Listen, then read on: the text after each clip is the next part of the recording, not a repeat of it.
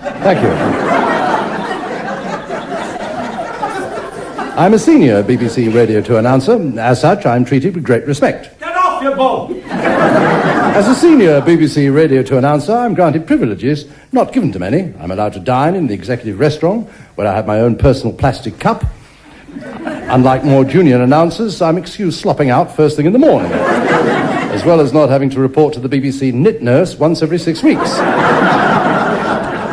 The work is demanding and the hours are long. I rarely get time to spend with my dear wife. I only gets to see him about an hour a week. For which I'm very grateful. So much for the glamorous side of my work. On occasions, I do have to make very distressing announcements, which cause deep concern to the listening public, like the one that I have to make now. Ladies and gentlemen, Jimmy's Cricket Team starring Jimmy Cricket. I'm very sorry about that.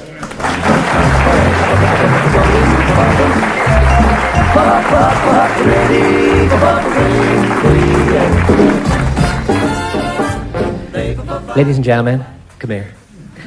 What a wonderful, fantastic week I've had. On Monday, I was delighted to present a cheque for £2.5 million from a well-known football pools firm to a 92-year-old lady. On Tuesday, I married her. And there's more. Friday saw what could be the turning point in my career. I've just signed up to appear in a film. It's not the sort of film you'd associate with me because it's a wee bit, well, the title says it all. In bed with the roly-polies. Hello, I'm a stupid man. Hello, stupid man. Can I ask you something? Anything you like, stupid man. Honestly? Honestly. Cross your heart and hope to die in a cellar full of Rolf Harris records. Cross my heart and hope to die in a cellar full of Ralph Harris records. Have you ever tried to have a conversation while you're eating potato crisps? Never. You have now. Here, a bag of potato crisps for you and a bag of potato crisps for me. Eat the crisps and have a conversation? Yes, we'll both eat the crisps and have a conversation. Are you ready? Ready. Right. It's stupid, this isn't it? I've never done anything so stupid before. Here. Hey, here. I'd like to have a go at that. Give me a bag of crisps. I didn't think he was that stupid. It isn't easy to speak with a mouth full of crisps. I'll bet people listening at home think that we're only pretending. We're not pretending, we've got our mouth full of crisps. Now this is what I call stupid. I don't care because these are my favourite crisps. Smoky bacon. I'm not opposed to the smoky bacon crisps myself. Years ago, you used to get a little bag of salt in the blue bag at the bottom of your crisp bag. I'm not sure whether I like smoky bacon or cheese and onion. I got nothing against cheese and onion in the house. I bought my first bag of crisps when I was on holiday. I was on holiday in Lanfrathachan. Pardon? I'm not saying that again, mate. Did you hear what the lady down there sitting on the front row said? What is the lady down there sitting on the front row there? Oh, crumbs.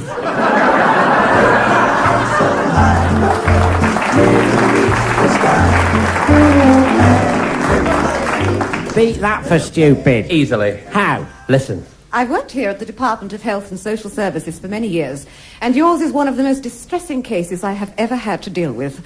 Unable to work because of a severe back injury, no other means of support, deeply in debt, debts which you cannot pay because you are destitute, homeless, and sleeping in the streets.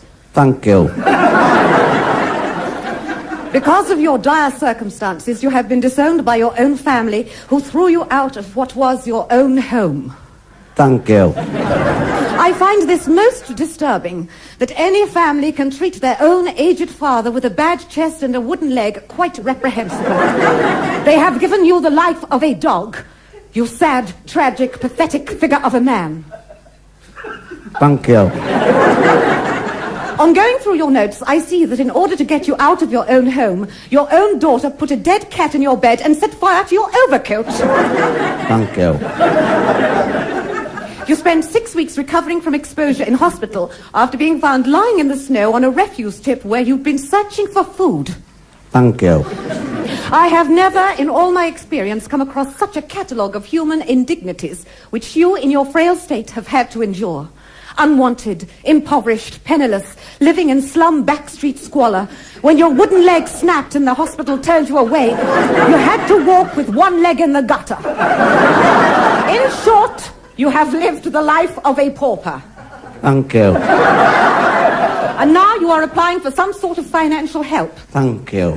No chance. Can't you take a hint, Dad?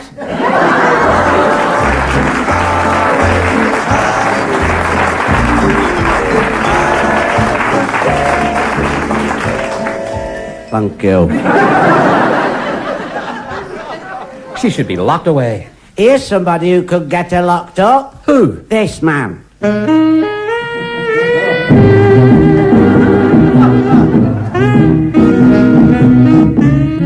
My name's Marlowe, Philip Marlowe, private eye. I've lent my other eye to a 35-year-old teddy bear.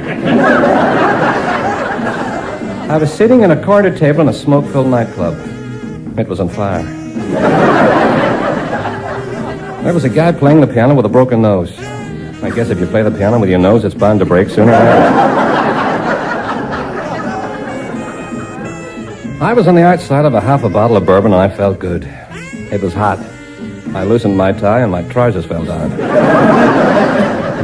I often came to this place, one of my favorite drinking joints owned by Paddy the Greek. It wasn't his fault if he had a lousy sense of direction. I was tired.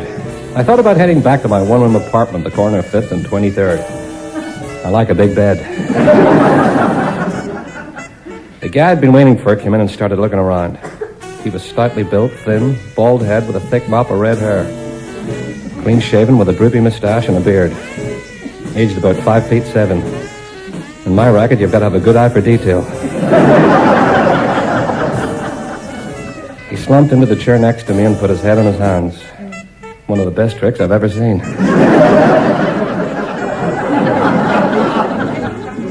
He was 78 and just been married to a 21-year-old burlesque dancer. What a dame. She was the kind of girl you could take home to Mama if you nailed father to the floor. I knew Mamie. She was a hooker. She spent 2 years with Hull Kingston Rovers.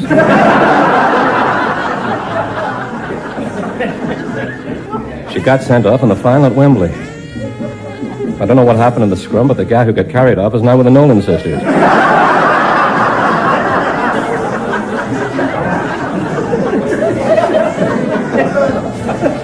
The old guy's hand shook. I love her, Mr. Marlowe.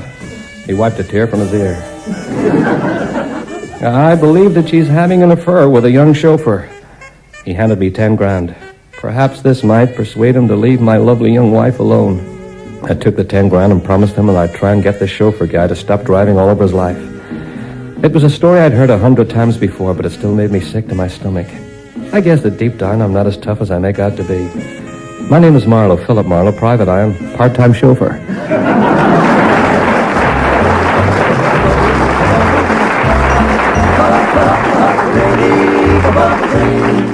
Time, gentlemen, please. I got a lovely bunch of coconuts. There they are, standing in a row. Oh, I really enjoyed myself tonight. I'll sup some ale and I'm not kidding. Great night that was. Good night, Archie. Good night, Nellie. Good night, Albert. Good night, Nellie. Good night, Albert. Good night, Archie. Good night, Nellie. Good night, Albert. Good night, Nellie. Good night, Archie. Good night. Good night. Good night. Archie. Oh. Good night. Good night. Night, Nellie. Hang on. What's all this shouting about? Will you keep the noise down? There's people trying to get to sleep. Oh, very sorry, Constable. I can hear the lot of you half a mile down the road shouting good night. Just clear off home, the lot of you. Sorry, Constable. We didn't think, Constable. People like you just don't think when you've had a few drinks. Come on off home, the lot of you. Yeah. Good night, Constable. Good night, Nellie. Good night, Costello. Good night, Albert. Good night, Nellie. Good night. Hey, what's all this racket about? Sorry about this, Sergeant. I'm sat in the station, all I can hear is good night. Well, I've told them about it, Sergeant. Hooligans. This what you lot are, ruddy hooligans. Just clear off home before I book the lot of you for disturbing the police. Well, that seems to have done the trick. All it needed was a bit of authority. I'm sorry, Sergeant. I didn't... Yes, it's all sorted out now. I'm off back to the station to get some paperwork done. Right, Sergeant. Right. Good night, Constable. Good night, Sergeant. Good night, Nellie. Good night, Sergeant. Good night, Albert. Good night, Albert. Constable.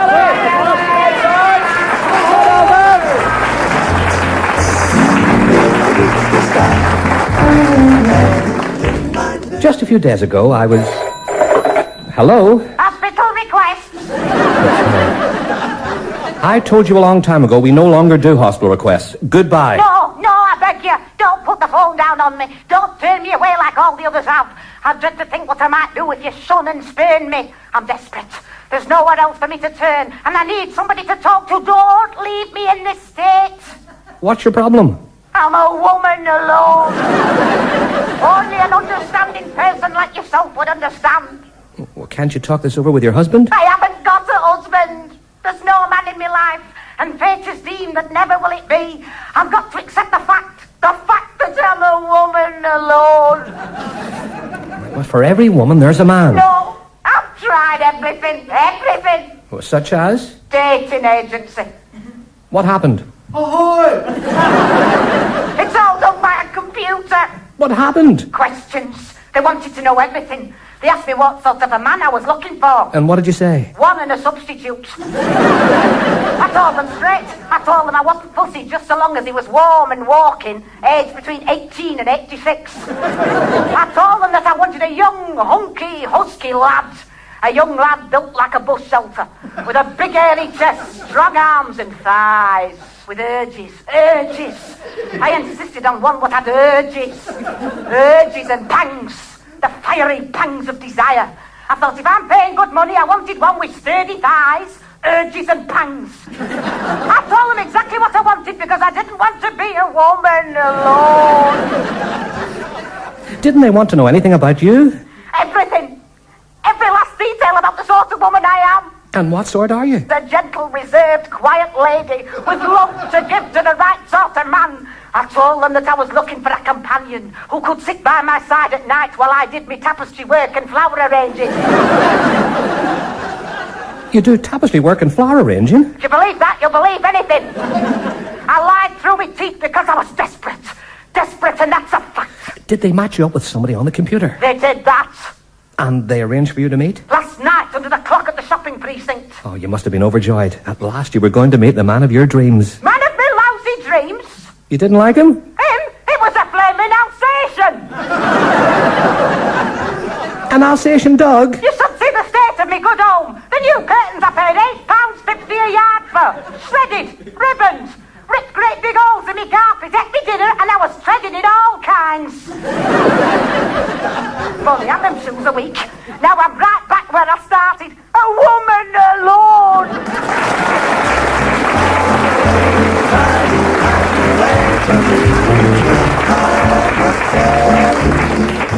As a senior BBC Radio 2 announcer, thank you.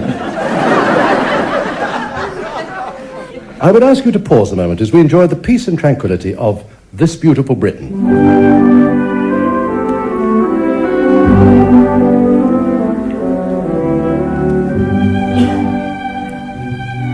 This week we're in the pleasant surroundings of the tiny hamlet of Fondle by the Well. Here we see one of the local housewives sitting on the step of her quaint old cottage, carrying on one of the traditional crafts. Good morning. Morning, sir. Could you tell me what it is that you're doing? What I be doing is my embroidery, what is part of our traditional crafts, handed down through the ages. Oh, very charming. What is it that you're embroidering at the moment? The left leg of me knickers. Yes. As we move on... What I'm embroidering on the left leg of me knickers is a view of the squire's garden. Delightful, yes. As we Now, cross... the thing is, as I puts the knickers on, the left leg stretch inches as it be pulled over the upper part of the leg. That really is most charming. The castle wall... As the left leg of me knickers stretch, all the flowers in the garden open. If you have a look... Let us move on. Now, we come to the castle built in 1565 by Sir Guy de Barrett. On the lawn, one can still see the marks where he landed in his helicopter. I have with me now the local gamekeeper, Josiah Gutrattle. Josiah, are you at this moment about your duties as gamekeeper? That I am, sure, your worship. Keeping an eye out. Keeping an eye out for what? Twirts. Twirts? Twirts. Oh, I don't think that I've ever come across a twit before. Plagued with twirts every pull-uppin'. Pull-uppin'? Brings the twirts out and force does pull-uppin'. There's one now. What was that? A twirt, look out! I must say this is a new experience for me. Watch it! This shirt was clean on this morning. Little devils, them twirts. I really must move on. You go and have a word with old Toby and Ben, two of our local characters. I'd be right proud of that, Toby. And you has every right to be proud, Ben. Right proud. I'd say. Yes. I said it in all your years. My year. In all your years. Yes. That is the finest compost heap what you ever built. Proud of that compost I am, Toby. I think. Yes. I think that you should get a cup for that compost heap. Trouble is, I don't think I'd find a cup big enough to fit all of that compost in. Oh, I meant a silver cup at the annual show. Ah, I knew it was one of my best compost heaps this morning when the soles come off me boots.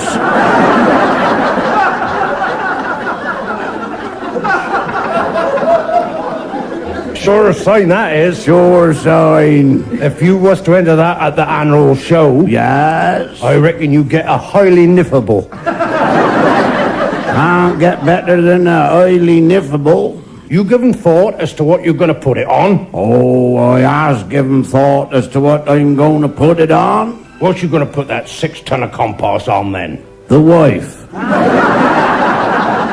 If you'll hang on for 10 minutes, I'll go and fetch my missus.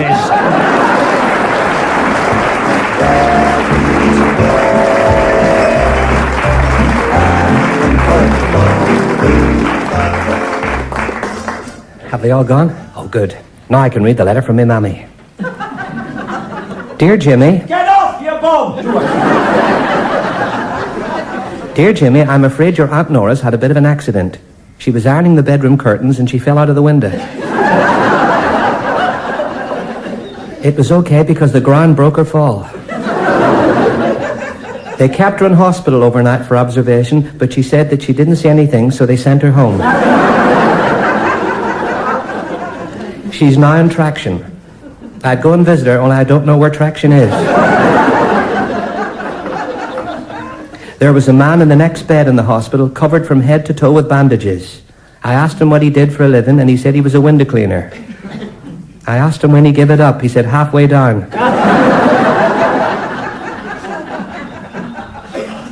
It reminds me of the time when your father chopped his fingers off by mistake and went to the hospital. The nurse said he should have brought them and she would have stitched them on. Your father said he would have, but he couldn't pick them up.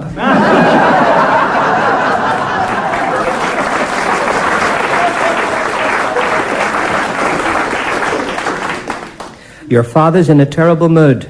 He took his Robin Reliant for an MOT and the man at the garage said it had file pest.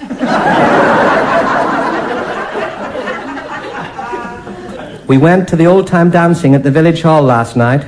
I was halfway through a tango and I had to stop because the bubbles kept going up my nose.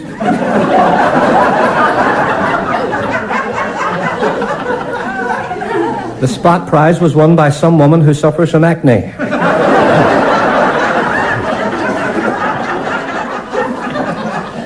Your Uncle John did the bumps of Daisy with Big Nellie Bishop and he had to pay to get back in again.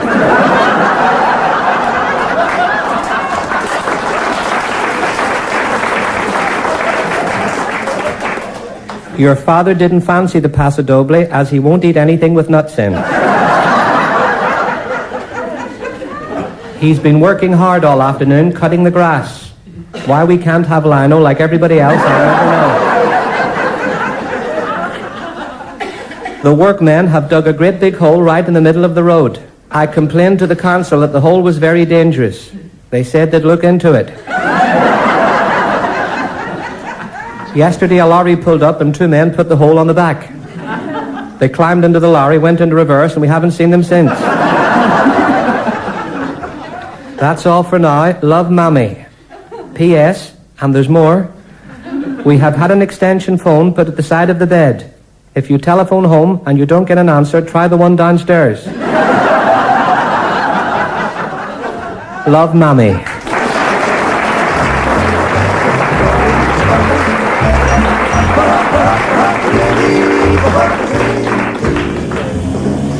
Excuse me, officer. Could you tell me the right time? I could if I wanted, but I'm not going to. Well, why not? I'm in one of my funny moods. Well, I only want to know the time. I don't care. I'm not going to tell you. But you're a policeman. Policemen always tell people the time. I don't. Why don't you have a look at the clock on the top of the town hall? Well, where is the town hall? I'm not going to tell you. Look, I've got a train to catch. I have a feeling you're going to miss it. You've picked a balmy Bobby and no mistake. Ahoy! And he can stop where he is and all. I only want to know the time. Well, guess. Guess? 2:30. Wrong. You're a mile out. Your train will be long gone by now. I set fire to my baton this morning. I've never come across a policeman like you in all my life. I couldn't give a toss. I'm going to report you to the watch committee. When you report me to the watch committee, will you do me a favour? Put in a report about my watch because it stopped.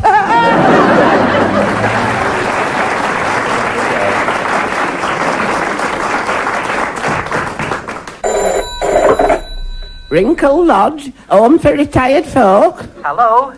Could I speak to... Hey, now just you hold your horses for 1 minute. Aren't you the one what keeps ringing me up and asking to speak to residents with big long names what gets me all in a state? It's not my fault if they've got big long names. Well, Des O'Connor keeps making LPs and that's not my fault either. Who do you want to speak to? I'd like to speak to the Right Honourable... This is going to be a belter. I can sense it a mile off. Go on. The Right Honourable Sir Arbuthnot, Jasper, Marmaduke, Percival, Winstanley, Hubert, Montgomery, Farquhar, Faversham, St. John, Carruthers. I'll just get the... OBE, MM, JP, DFC, PhD, MP... Well, I'll just get... Master of the Royal College of Music, Master of the Rose, Chancellor of the Duchy of Lancaster, and former Keeper of the Queen's Shilling. I'd like to have a word with him, please. You can't. Why not? He got done yesterday for nicking the lead off the roof. A right tea leaf.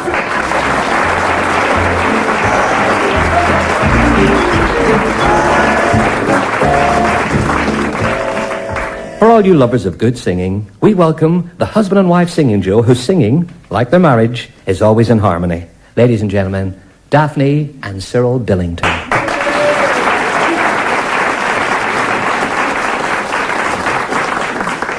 Daphne and Cyril, what can I say?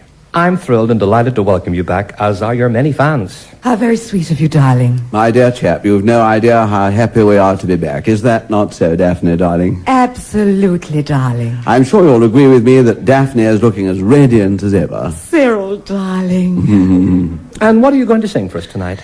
A selection of songs by our favourite composer. Is that not so, Cyril, darling? Indeed, Daphne, darling. I need only mention Perchance to Dream, and I'm sure you'll know who we mean. I do indeed. Ivor Novelty. Who? Ivor Novelty. Oh, dearie me. What's the dearie me supposed to mean? Nothing at all. It's Ivor Novello. Don't try and make me look a Nelly in front of the audience. She never ceases to amaze me. I've a novelty. Watch it, you're treading on broken glass. We'd be delighted to hear. Would you believe it? I've a novelty. So I made a mistake. It's Ivan O'Piggin-Bellow. In Daphne's defense, I must say she has been working very hard these past few months. Hardly a moment to myself, darling. Very busy? Public appearances. Really? Opening things, bottles of Guinness, lager. You clapped out, shriveled up old bin bag. What was that? He's Mutt and Jeff and all. He's supposed to be wearing an invisible hearing aid. Look at it. Just look at it. It's as big as a bucket. We're really looking forward to Did hearing... he tell you about his pantomime season? Did he tell you? I don't quite honestly think there's any point. Telling everybody he had a big part in pantomime, and he was right. He played the back half of Widow Twanky, a big dozy dog. Just once, do you think you might conduct yourselves like seasoned professionals and stop this arguing? You're quite right. We have behaved in the most appalling manner. I'm most terribly sorry. Right. Now, what have you been doing since we last met? We've been entertaining the troops. Well, one of us has. And what's that supposed to mean? What's that supposed to mean? Nothing. Just a little wonder we've got any stair carpet left. That did it. That put the top on it, that did. Hop at the pair of you. Come on. Oh, I say. Really? We're running out of time. I promised our listeners music, and music they shall have, performed by a real professional. Ladies and gentlemen, we go now to the Royal Festival Hall for a performance of Tchaikovsky's first piano concerto with the Royal London Symphony Orchestra. The soloist is that great international pianist, Lionel Frock. Tchaikovsky's first piano concerto. I've a novelty. How would you like a free ride on the hospital? Come on, get off, get lost right now. Come on. Sorry. Tchaikovsky's first piano concerto, soloist Lionel Frock. Thank you.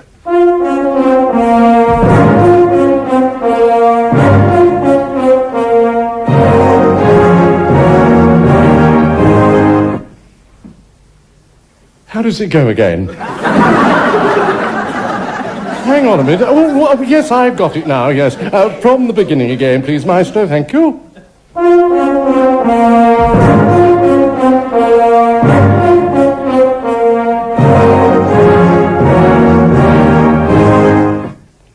Oh, I am so silly. I knew it this morning. Oh, just give me half a tick. I've got it. Yes, I remember now. No problem this time. Thank you, Maestro.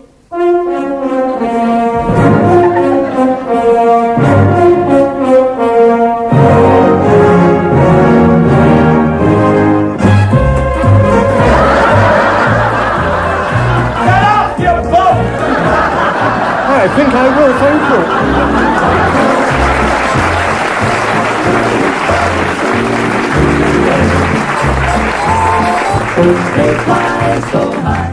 You have been listening to Jimmy's Cricket Team, starring Jimmy Cricket, with Bill Pertwee, Peter Goodright and Noreen Kershaw. The script was written by Eddie Braben, and the show was produced in Manchester by Mike Craig. I'm glad that's over and done with. I've never been through anything like it in all my puff. Torture, that was. Out and out torture.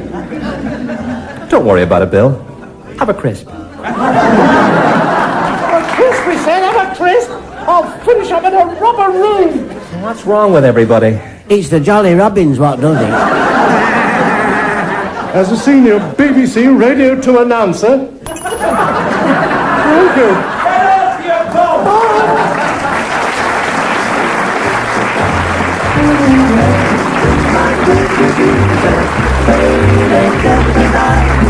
Fortune's always right. I've looked everywhere, but I just keep on blowing bubbles. I'm forgetting all my little troubles. I'm forever, ever, and ever blowing bubbles.